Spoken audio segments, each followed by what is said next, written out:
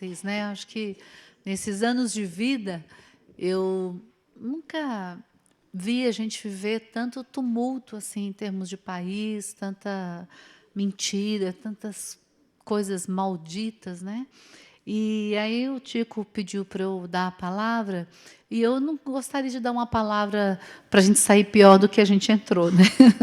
Mas uma palavra de encorajamento, uma palavra que realmente vai fazer a gente pensar. E essas últimas mensagens que o Tico tem feito aqui para a gente, na nossa igreja, eu tenho saído muito, muito encorajada, porque uma delas que falou sobre como obter a sabedoria. E, às vezes, falta-nos tanta sabedoria para a gente poder falar, para a gente poder agir, para a gente poder olhar, né? E, às vezes, a gente precisa realmente, às vezes não sempre, olhar o que a Bíblia tem para nós. Então, hoje, eu vou estar falando um pouco mais sobre perseverança e encorajamento, mas eu queria antes fazer trazer aqui um arquivo. Eu gostaria que, ao passar o meu arquivo, que você olhasse para você mesmo, né? Olhasse como se fosse a minha vida. O que eu tenho feito? O que está valendo a pena? O que não está valendo a pena? O que Deus quer de mim? Será que eu vou passar por essa vida, né, como uma nuvem passageira, como diz aquela música, né? Ou a gente vai marcar presença? Então, lembra de você quando bebê. Essa sou eu, gente. Você vê, sempre fui gordinha, né? E eu fico imaginando como, quando eu olho assim, o Salmo 139, que Deus planejou a minha vida antes de eu ser formada. Então, olha para você, Deus te planejou antes da sua formação. Aqui, eu estava me preparando para ser uma dama de honra e eu não conseguia entrar no casamento, eu só chorava. Dizia minha mãe que foi uma vergonha. Então, quando a gente é criança, a gente passa por isso, né? E a gente não lembra, e os nossos pais é que passam pela situação. Então, aí, eu tinha mais ou menos uns 5 anos. Aqui você pode ver 5 irmãs, nós somos 9. E eu sou... tem aqui a primeira de cabelo curtinho e a segunda. Vocês estão vendo meu cabelo bem comprido. Eu nasci numa família muito religiosa, católica, e minha mãe fazia promessa. Só que eu era o objeto da promessa dela, né? Então eu não podia cortar o cabelo até que ela conseguisse aquela promessa que ela tinha feito, aquela graça dela. Então, gente, imagina uma adolescente, naquela época não tinha creme de enxaguar, não tinha shampoo. Então, lavar esse cabelo sem creme de enxaguar, vocês não têm ideia do que eu sofria. Aquele nó naquele cabelo comprido. Aí chegou uma hora, eu realmente não aguentei, eu cortei meu cabelo. E foi assim um mal-estar incrível, mas eu não aguentava mais aquele cabelo. Então, hoje a gente tem creme de enxaguar, hoje tem tudo. Naquela época eu não tinha nada disso. Aqui, meus avós, que eu creio que tudo de Jesus que eu sei, assim, e que eu aprendi, principalmente a obedecer, eu aprendi com eles, mesmo eles não sendo evangélicos. Eles sempre tiveram muito temor a Deus. Então, é muito importante, nós como pais, né, um dia avós, a gente tem que saber o que a gente vai passar de valor para os nossos filhos. Que valor que você está passando? Porque o seu filho está olhando para você. Então, se você está aqui e Deus não tem o mínimo de significado, com certeza, para o seu filho, isso vai cair 50%. Então, a gente tem que investir bastante. Meu pai e minha mãe. Então, toda a minha herança musical, eu herdei do meu pai, porque ele sempre tocou bastante, eu sempre o acompanhei. E quando eu aceitei a Jesus, eu fui para uma igreja que a parte musical era uma coisa muito forte. Então, foi muito fácil essa adaptação, né, e poder começar já a cantar músicas que realmente louvavam o Senhor. Aqui eu com meu pai, já quase no final da vida dele, ele estava cego, e graças a Deus a gente tem uma história muito bonita, e eu posso falar que nesse meu arquivo da minha vida, eu só tenho que agradecer ao Senhor. Aqui é meu marido, quando eu o conheci, né, em Vencedores. Então, isso, gente, 32 anos de casados, nós fizemos essa semana. Então, quase 35 anos juntos, né? E meu sobrinho, a gente tem um WhatsApp da família, ele fala assim, tia, isso aí é coisa de louco, não existe. Né? Ele brinca muito com a gente. E eu falo, isso é um cuidado de Deus também. E também aquela promessa que eu fiz há 32 anos atrás, né? De que eu iria estar com ele até que a morte nos separasse, né? Então, às vezes, a gente faz uns compromissos, depois a gente não cumpre, a coisa é meio complicada. Mas é quando eu conheci o Assir. Depois nós nos casamos, né? Aqui, família. Família, para mim, ela tem um valor muito grande. Então, eu tenho uma família enorme. E eu pago qualquer preço para manter a família junto. Família é uma das coisas assim mais importantes na vida da gente. Na hora H, gente, quem a gente tem é a nossa família. Então, se você tem alguma dificuldade na sua família, assim, passa por cima, sabe? Algumas coisas assim, entra por aqui, sai por aqui, mas não brigue com a sua família, conviva com ela, procure se dar da melhor forma possível. Aqui um simples lanche, né? Nós juntos sempre é multidão, né? A coisa acontece. Aqui é a minha família hoje, né? Meu marido, o Assir, a Mariana com 25 anos, o Bruno com 24. Então, essa minha família, né, dentro dessa grande família, é uma família que eu preservo bastante. Preservo no sentido de ser uma boa esposa, uma boa mãe. A gente nunca chega naquilo que a gente gostaria, mas a gente tenta, né? E procuro passar a minha melhor herança, que é Jesus. E eu sei que os nossos filhos crescem e muitas vezes as opções deles não são aquilo que a gente gostaria que fosse.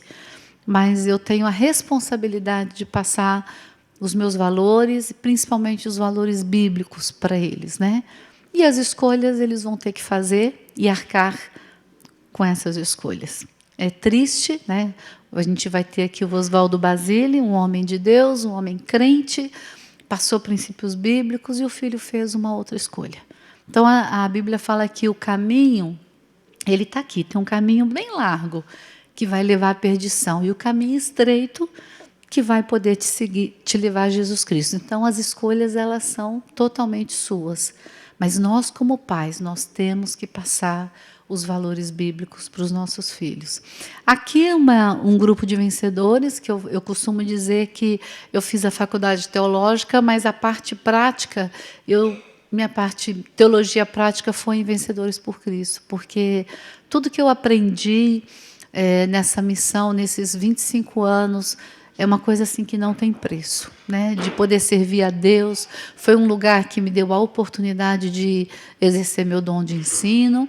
E depois Deus colocou as igrejas para eu trabalhar, que também eu sou extremamente grata a Ele, porque eu pude praticar, eu posso praticar aquilo que eu estudei.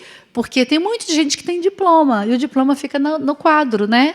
Então, um diploma sem prática, você se forma numa coisa e não pratica, para que você foi estudar aquilo? Então, você tem que saber o que você quer mesmo da sua vida. Então, eu sou muito grata ao Senhor por vencedores.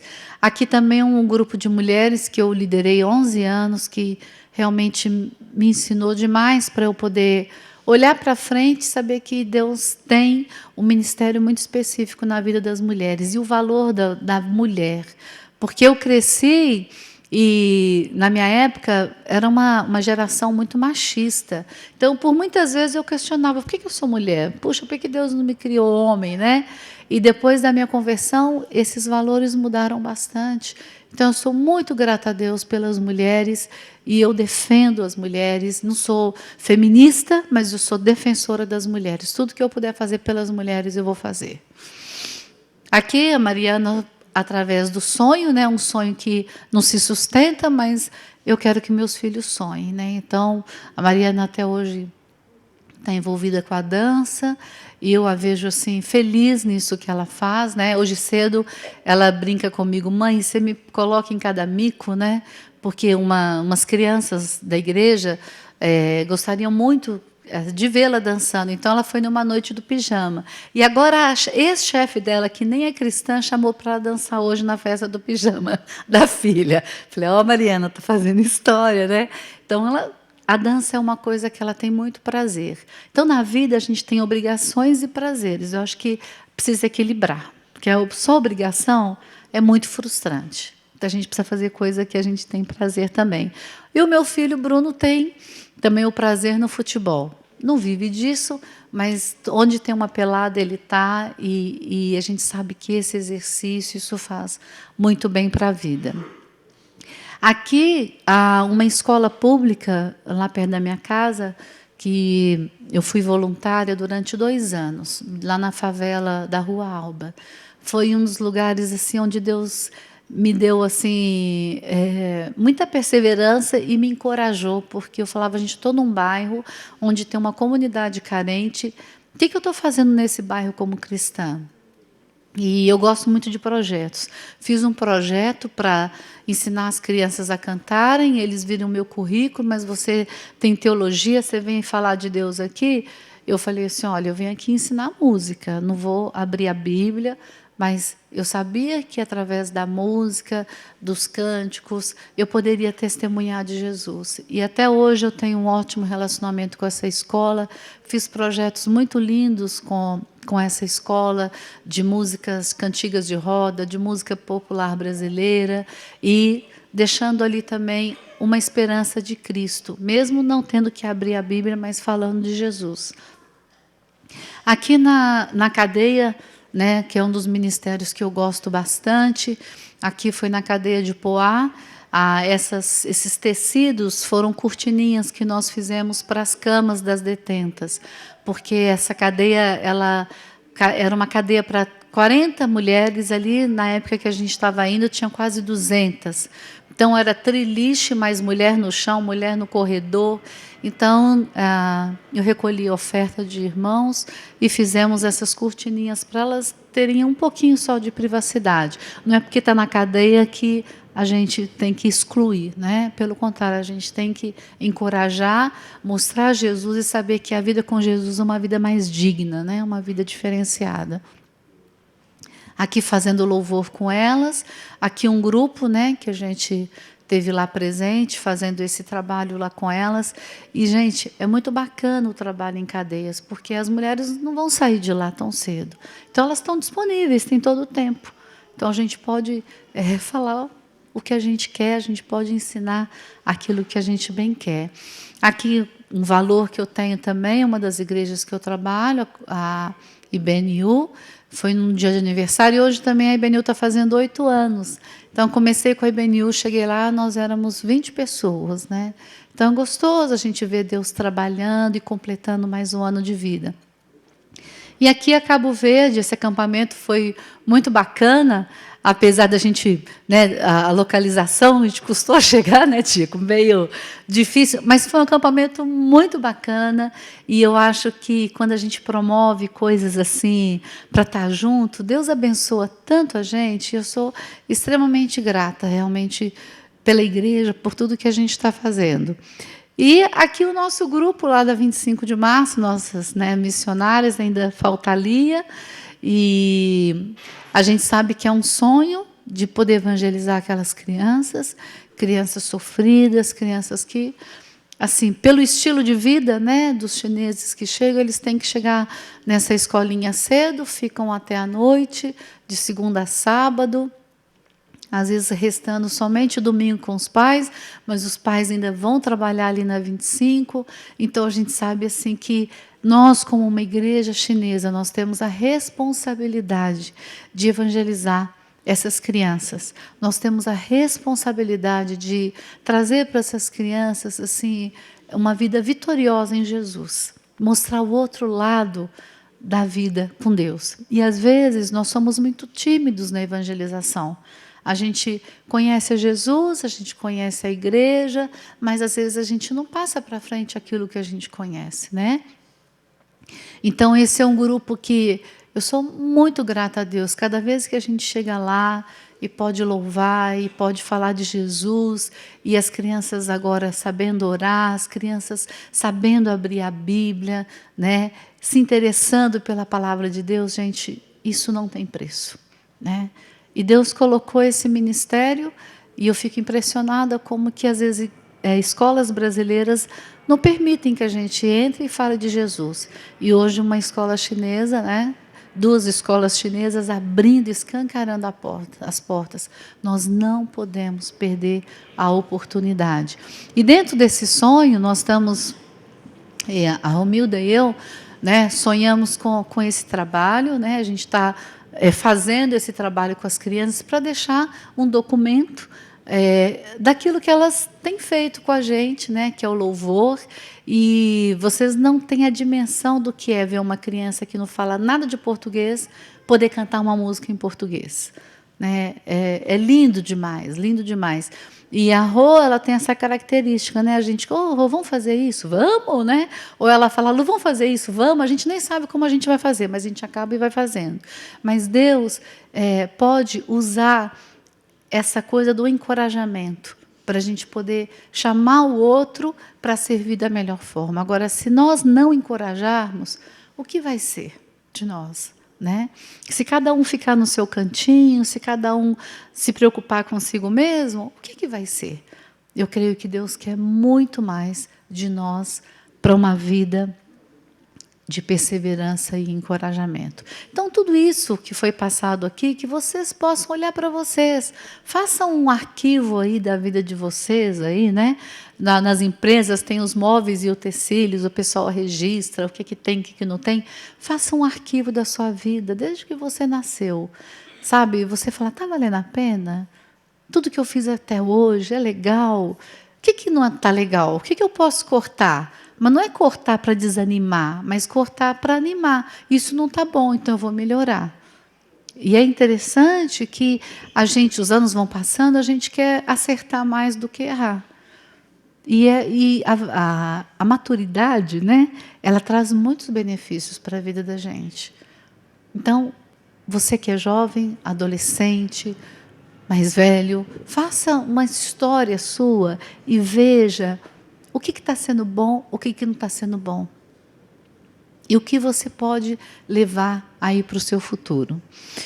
Indo agora diretamente ao tema, né, da nossa mensagem, perseverança e encorajamento, esse é um tema que me atrai bastante, porque para perseverar, a gente depende muito de Deus na nossa vida, que não é fácil. Você começar um trabalho e às vezes aquele trabalho, sabe, a coisa não desencanta e você fala, Deus, será que é isso mesmo que o Senhor quer para mim? Eu estou falando no trabalho até do cotidiano, né? A nós como mulheres, o trabalho do dia a dia é uma rotina, né? Você lava, tem que lavar de novo, passou, tem que passar de novo, limpou, tem que limpar de novo, né? É isso que Deus quer, né? Tem pessoas que almejam, né? Eu quero ter a minha casa, depois aquela casa se torna um peso. Então, se nós não tivermos aquela sabedoria, direção de Deus na nossa vida, o que vai ser de nós? E o encorajamento. Hoje nós precisamos encorajar as pessoas e sermos encorajadas. Porque para desencorajar, nós estamos assim de gente e de situação. O nosso próprio país não nos encoraja em nada. Então, nós precisamos desse encorajamento. Então, vamos ver o que o texto da palavra de Deus diz em Hebreus 10, capítulo 19, versículo 19 a 25. Portanto, irmãos, temos plena confiança para entrar no Santo dos Santos, pelo sangue de Jesus, por um novo e vivo caminho que Ele nos abriu por meio do véu, isto é, do seu corpo. Temos, pois, um grande sacerdote sobre a casa de Deus. Sendo assim, aproximemo-nos de Deus com um coração sincero e com plena convicção de fé, tendo os corações aspergidos para nos purificar de uma consciência culpada e tendo os nossos corpos lavados com água pura. Apeguemo-nos com firmeza à esperança que professamos, pois aquele que prometeu é fiel, e consideremos uns aos outros para nos incentivarmos ao amor e às boas obras. Não deixemos de reunir-nos como igreja segundo o costume de alguns, mas procuremos encorajar-nos uns aos outros, ainda mais quando vocês veem que se aproxima o dia. Olhar para frente, gente, é fácil? Não é fácil. Tem hora que a gente não quer olhar nem a 1 metro à nossa frente. E esse texto é um texto que nos encoraja a estar olhando lá na frente. O que Deus tem e quer para mim? Nós não sabemos o que vai acontecer daqui a 1 minuto na nossa vida. Nós não temos poder. A gente está aqui numa boa. Se der um mal súbito, posso morrer daqui a 1 minuto. A gente não sabe. Por isso que nós temos que viver o dia de hoje com sabedoria. Por isso que nós temos que aproveitar cada momento e não sermos relapsos naquilo que Deus tem nos dado. Deus tem cuidado da gente de uma forma muito especial.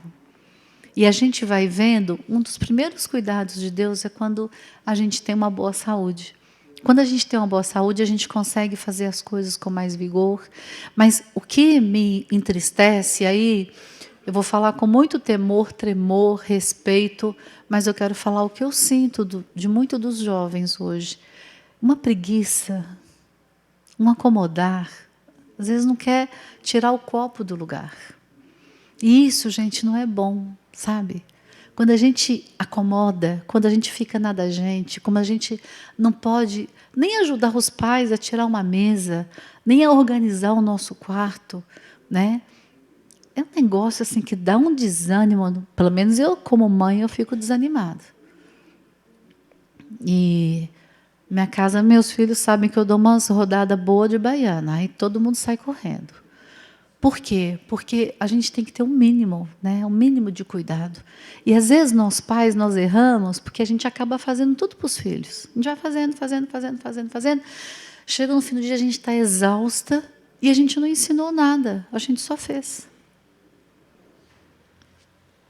Então, assim, vamos estar ligado. Puxa vida, isso aqui eu posso colaborar com minha mãe? Deixa eu lá colaborar. Isso aqui eu posso colaborar com meu pai? Deixa eu ir junto. Então, a gente precisa estar ligado, porque nós estamos numa geração muito acomodada, que tudo está muito fácil, é tudo pela internet, você clica lá, a coisa chega fácil, né? Eu vejo, minha mãe teve que lavar a roupa ali no tanque, hoje eu ponho na máquina, está tudo limpo, não é verdade? A gente vai acostumando com o fácil. Ao invés da gente aproveitar melhor um tempo, a gente fica mais encostado. Mas eu não estou falando isso para desanimar vocês, é para animar, para vocês olharem um pouquinho mais para frente e não ficar olhando só para o seu umbigo, né? E o texto fala que nós temos que nos aproximar de Deus com o quê? Coração sincero. Gente, é muito ruim hipocrisia. Ai, como é chato você conviver com alguém que você sabe que aquela pessoa não está sendo sincera com você. É muito chato. Então, o que você não quer para o outro, faça diferente. Então, seja sincero com quem você conviver. Seja seu irmão em Cristo, seja seu colega, seja seu ajudante, seja sincero, em amor, mas seja sincero. Plena convicção de fé, né? Como é que está a sua fé? É uma fé meia boca? Se alguém te perguntar, você é cristão? Não, não. Você é ou não é? Né? Tenha convicção daquilo que você crê.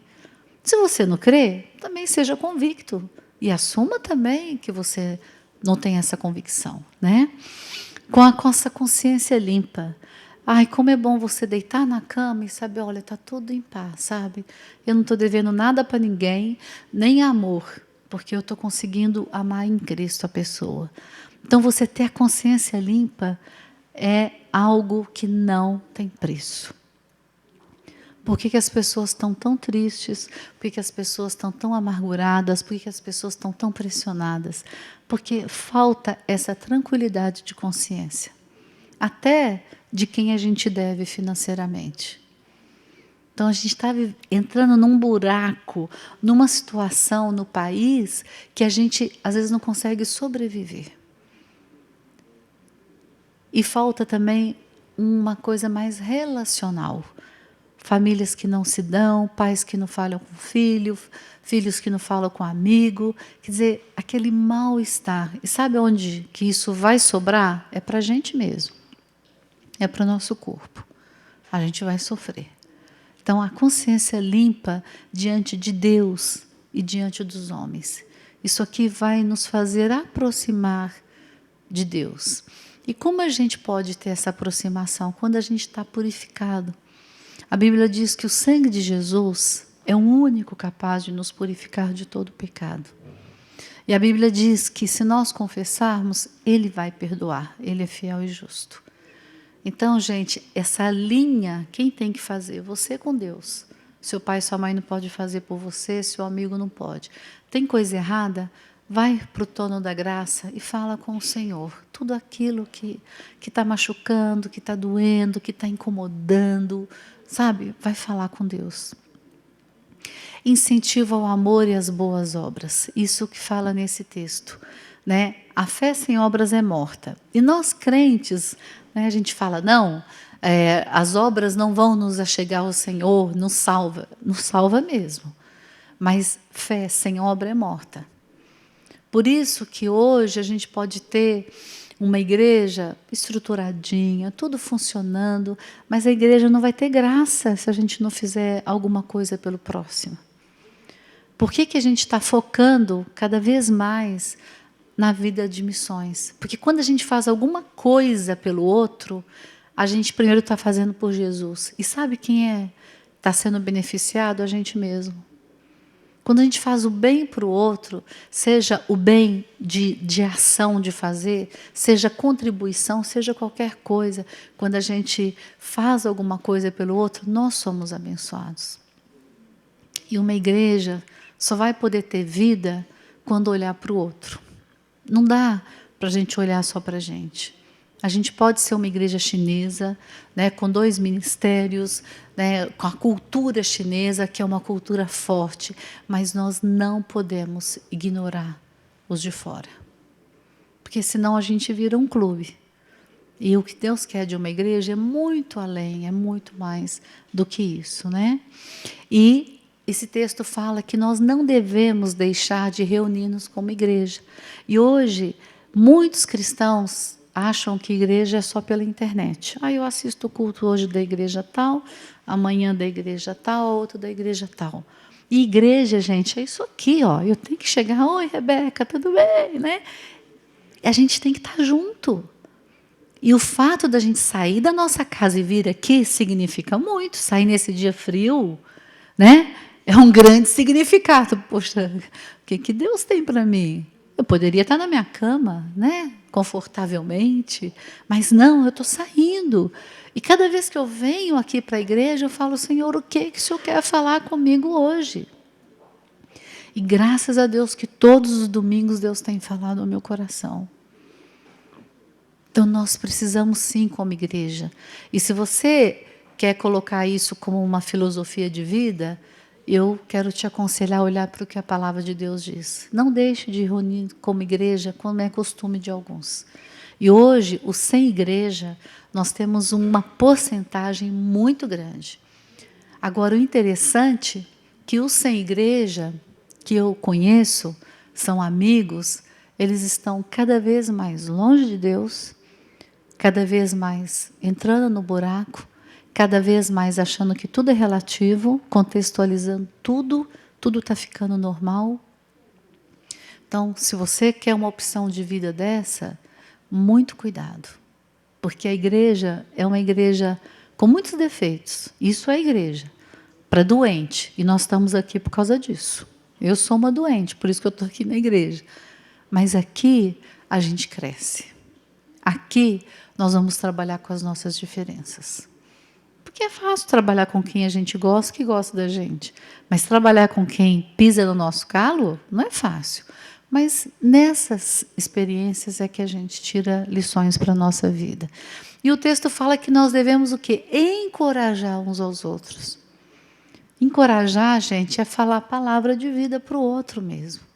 Não palavra de destruição.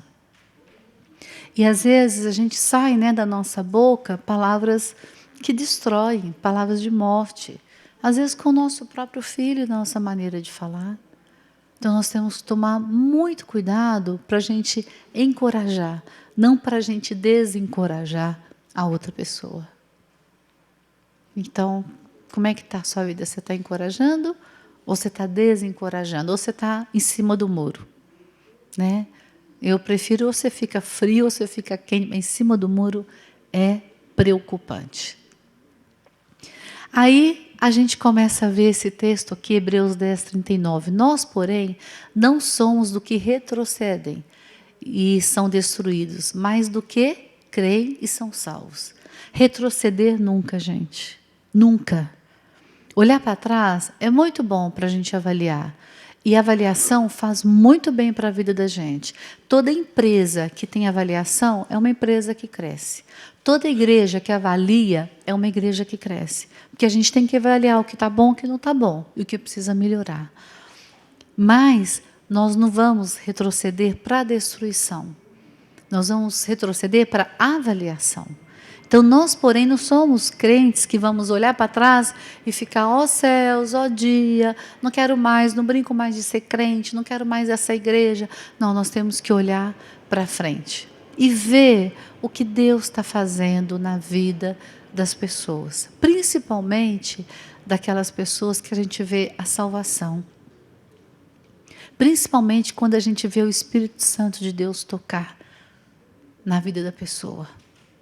Deus tem me dado o privilégio de conviver com algumas pessoas que vão na igreja uma vez e quando eu pego lá o cartão de comunicação, eu quero ser batizado. Para mim isso é um milagre do Senhor, porque Deus falou o coração.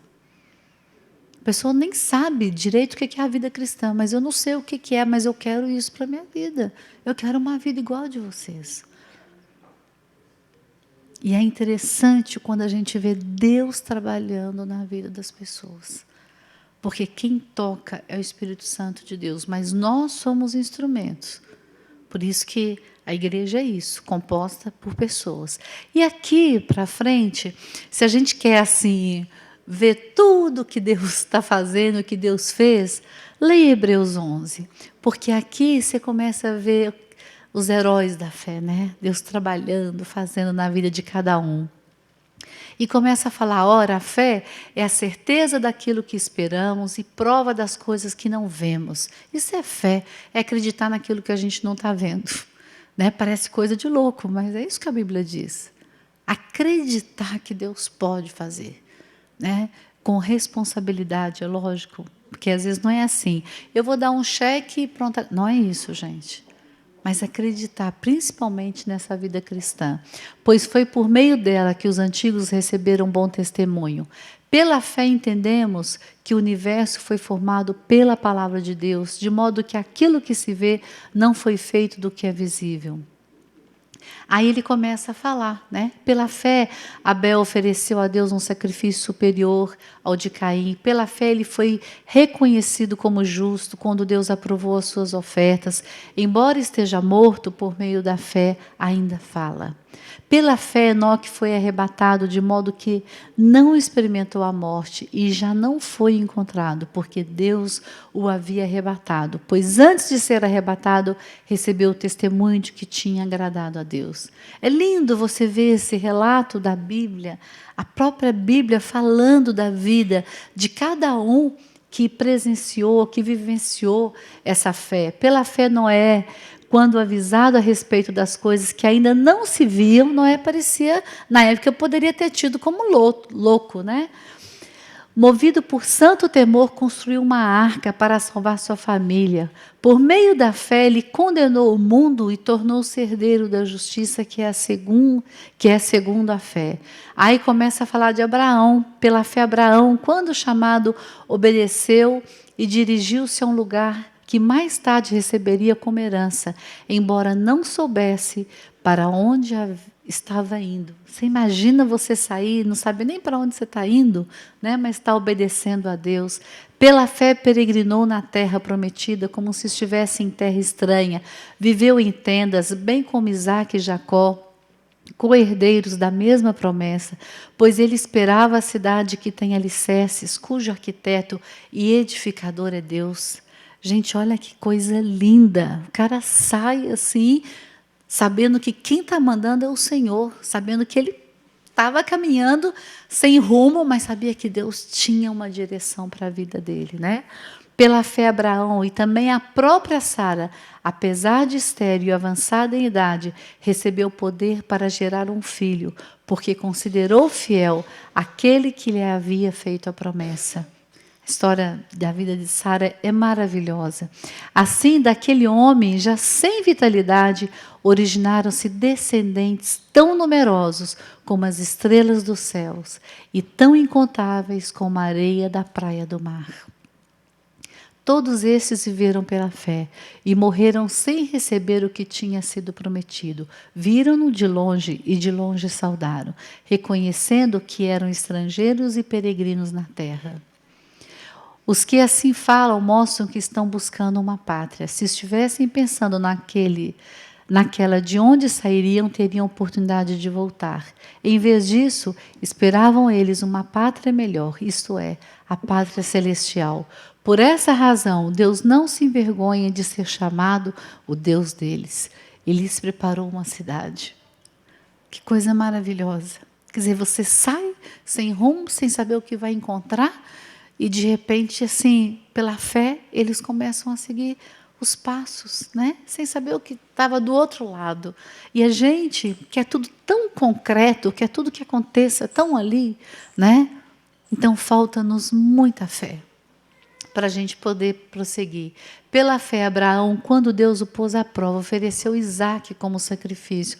Aquele que havia recebido as promessas estava a ponto de sacrificar o seu único filho. Embora Deus lhe tivesse dito, por meio de Isaque, a sua descendência será considerada.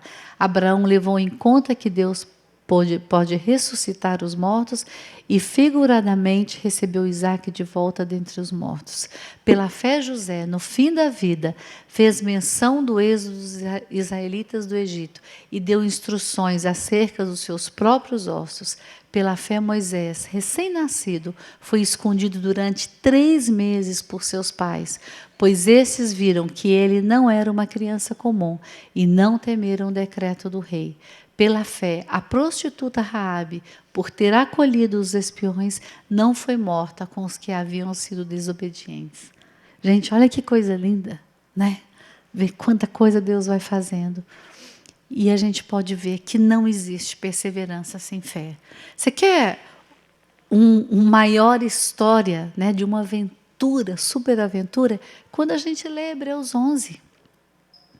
Quantas coisas aconteceram, né, na vida desses homens e dessa mulher do Senhor, quanta coisa diferenciada que Deus pode trabalhar para a gente. Então, não existe perseverança sem fé. Sem fé é impossível agradar a Deus, pois quem dele se aproxima precisa crer que ele existe e que recompensa aqueles que o buscam. Se não houver crença, se não houver fé, gente, não tem sentido a nossa vida. E eu creio que Deus quer, aqui para a nossa igreja, é que a gente faça, pelo menos, aquilo que a Bíblia está falando, que é o mínimo do mínimo do mínimo, ter fé.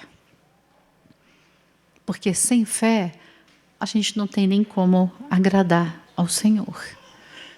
Eu creio que Deus tem muito para a nossa vida. Eu creio que Deus tem muito a nos falar como igreja, muito a nos falar como pessoas, muito a fazer através de nós.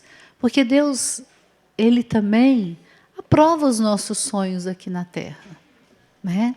Deus nos dá muitas coisas bacanas aqui que nós sonhamos, mas nós precisamos perseverar e precisamos ter essa fé em Cristo Jesus. E é uma fé que ela é individual.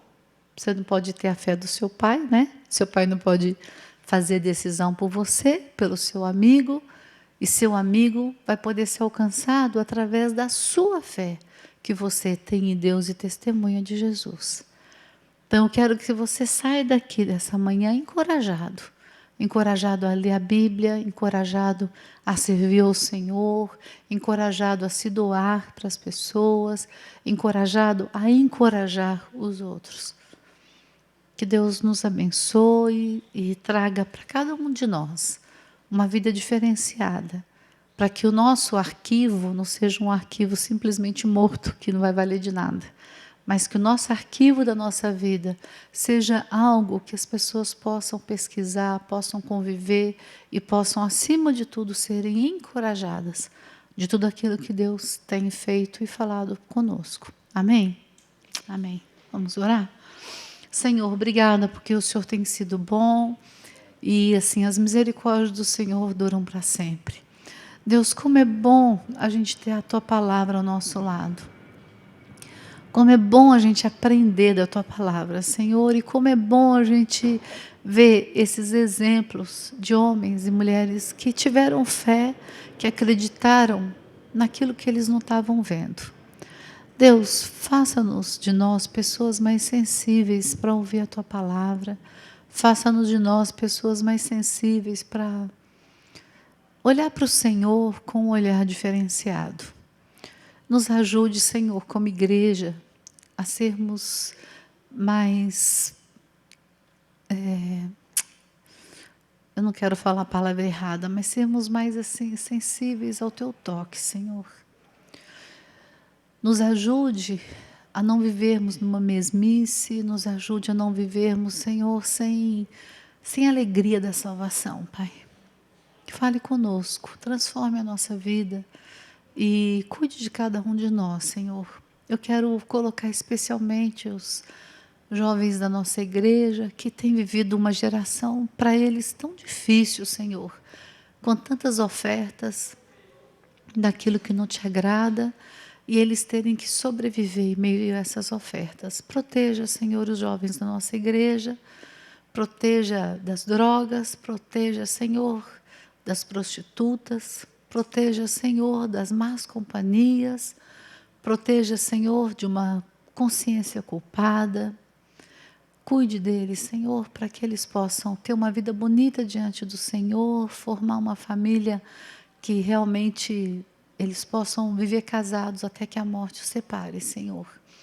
Cuida, Deus, da vida do Tico, da liderança do Ministério Português, do chinês. Abençoa, Senhor, cada um de uma maneira significativa. Em nome de Jesus. Amém. Amém.